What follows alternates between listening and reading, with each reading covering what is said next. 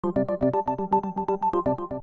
U.S. State Department is urging commercial airliners to comply with China's newly declared Air Defense Identification Zone in the East China Sea. Federal Aviation Administration officials are advising U.S. carriers to adhere to restrictions set by Beijing, requiring aircrafts entering the airspace to identify themselves and inform the Chinese of their flight plans, or, if possible, avoid the zone altogether. According to the Wall Street Journal, the recommendation was made out of, quote, an abundance of caution and follows the FFA's standard operating procedures regarding these types of airspace. But administration officials said this has no effect on the U.S. position that the Chinese defense zone is illegitimate and wouldn't affect U.S. military flights that are being made into the zone without notice to China. And CNN reports Japan has told its airlines not to observe China's rules, although a number of Japanese airlines said they will comply. The newly declared airspace lies over a group of disputed islands in the region that have been a source of tension between powers for decades. They are known as the Senkaku to the Japanese and the Diaoyu to the Chinese. Both countries lay claim to the islands, which are a rich source of oil, natural gas, and fish. China's establishment of the zone over the territory has angered not only Japan, but also South Korea, Taiwan, and even the U.S. State Department officials denounced the move earlier this week, calling it an attempt to unilaterally change the status quo in the region,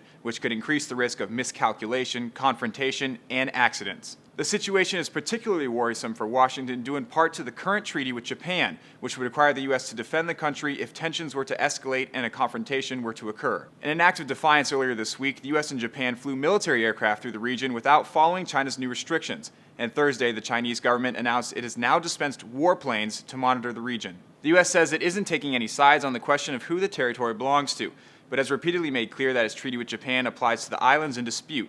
U.S. Vice President Joe Biden is expected to visit the region next week, where he will talk with Japanese, South Korean, and Chinese officials about the situation. For Newsy, I'm John O'Connor.